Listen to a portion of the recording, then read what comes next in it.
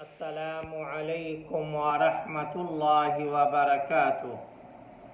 الحمد للہ وحدہ والصلاة والسلام علی من لا نبی بعدہ۔ اعوذ باللہ من الشیطان الرجیم۔ اليوم اکملت لکم دینکم واتممت علیکم نعمتی ورضیت لکم الاسلام دینا۔ معزز سامعین اور مشاہدین کرام، قرآن و حدیث کی روح سے اس بات میں ذرہ برابر بھی شک نہیں کہ عید میلاد بدعات میں سے ایک بدترین بدعت ہے۔ کتاب و سنت میں اس کا کہیں ثبوت نہیں، اور نہ ہی صحابہ کرام، تابعین، ائمہ کرام نے عید میلاد منایا۔ اس کے ساتھ ساتھ عید میلاد منانے والے عید میلاد کے دلائل پر بات کرتے ہیں تو متضاد باتیں سننے کو ملتی ہیں۔ مثلا عید میلاد منانے والے عام طور پر کہتے ہیں کہ ہم مقلد ہیں، ہمارے اصل دلائل ہمارے امام کے اقوال ہیں، لیکن جب عید میلاد النبی کی بات آتی ہے تو اس موقع پر غیر مقلد بن جاتے ہیں، کیونکہ کسی ایک امام سے بھی ثابت نہیں کہ انہوں نے عید میلاد منائی ہو۔ اسی طرح کبھی ایسی باتیں کرتے ہیں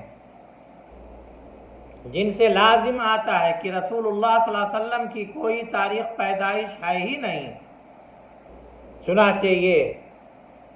ایک خود ساختہ گھڑی ہوئی حدیث کی بنیاد پر ایمان رکھتے ہیں کہ اللہ نے سب سے پہلے رسول اللہ صلی اللہ علیہ وسلم کو پیدا کیا۔ جب تمام مخلوقات میں سب سے پہلے رسول اللہ صلی اللہ علیہ وسلم کا نور پیدا کیا گیا تو اس وقت سورج چاند بھی پیدا نہ ہوئے تھے، اور تاریخیں سورج اور چاند ہی سے بنتی ہیں۔ لہذا اس عقیدے کی بنیاد پر آپ کی کوئی تاریخ پیدائش ہو ہی نہیں سکتی۔ لہذا جب آپ کی کوئی تاریخ پیدائش ہی نہیں تو پھر تاریخ پیدائش منانے کا کوئی سوال ہی پیدا نہیں ہوتا۔ اور اگر یہ کہا جائے کہ دنیا میں آپ والدین کے ذریعہ جس تاریخ کو آئے وہی تاریخ پیدائش ہے، تو پھر عرض یہ ہے کہ والدین کے ذریعہ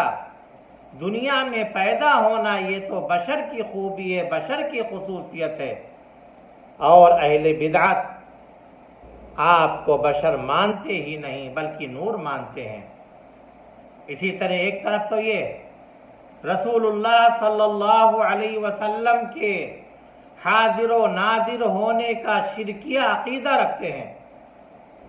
اور کہتے ہیں کہ آپ ہر جگہ اور ہمیشہ حاضر رہتے ہیں،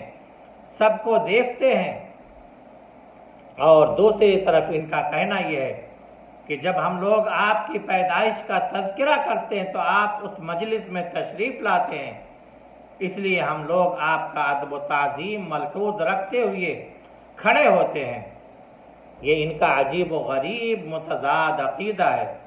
کیونکہ جب اللہ کے رسول صلی اللہ علیہ وسلم ان کے عقیدے کے مطابق ہر جگہ حاضر و ناظر ہیں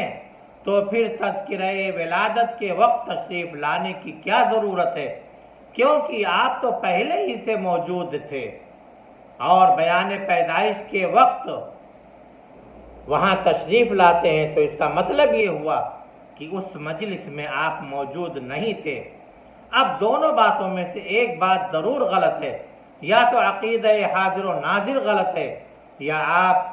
کی تشریف آوری کی بات غلط ہے، حالانکہ دونوں ہی غلط ہے۔ یہ کہنا کہ رسول اللہ صلی اللہ علیہ وسلم مجلس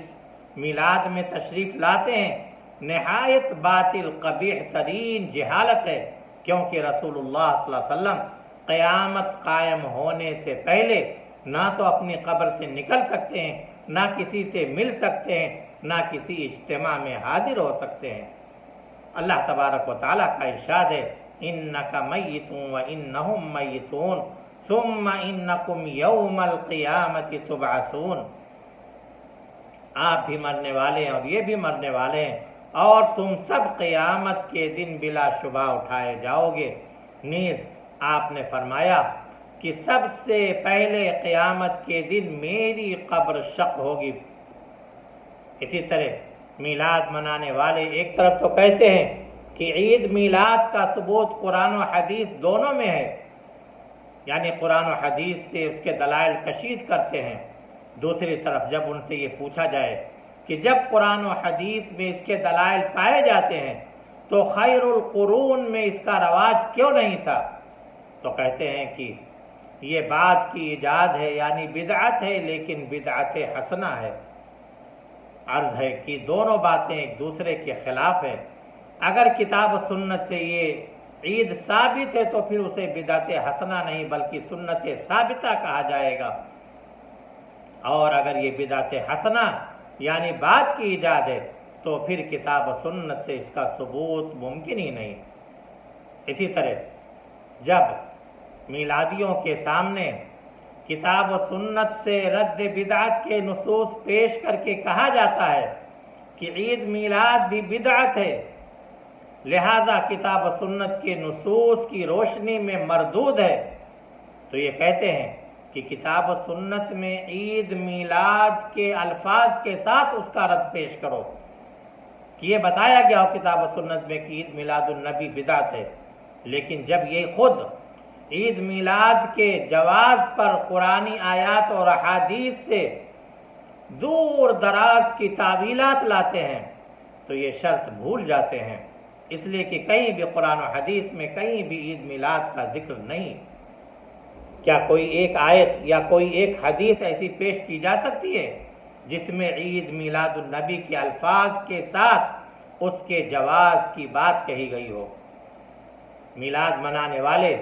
ایک طرف یہ کہتے ہیں کہ ہم براہ راست کتاب و سنت سے مسائل اخذ نہیں کر سکتے، اس لیے ہم امام اعظم ابو حنیفہ رحمہ اللہ کی تقلید کرتے ہیں۔ دوسری طرف جب عید میلاد کی بات آتی ہے تو براہ راست قرآن و حدیث لے کر اجتہاد کرنے لگ جاتے ہیں اور قرآن و حدیث سے ایسے مسائل نکالتے ہیں جن تک ان کے امام کی بھی رسائی نہیں ہو سکی۔ کیا ہم پوچھ سکتے ہیں کہ ایک جاہل مقلد کو اجتہاد کرنے کا اختیار کہاں سے ملا؟ لہذا ان تفصیلات سے معلوم ہوا کہ میلاد منانے والے عید میلاد کے جواز وغیرہ سے متعلق متضاد قسم کی باتیں کرتے ہیں، لہذا ان کی ساری باتیں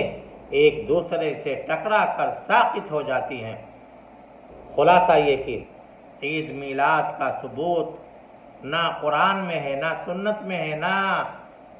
صحابہ کرام کے ادوار میں، صحابہ کرام کے مبارک دور میں، نہ تابعین نہ ائمہ کرام کے دور میں کہیں بھی اس کا وجود نہیں ملتا، بلکہ یہ بدترین قبیح ترین بدعت ہے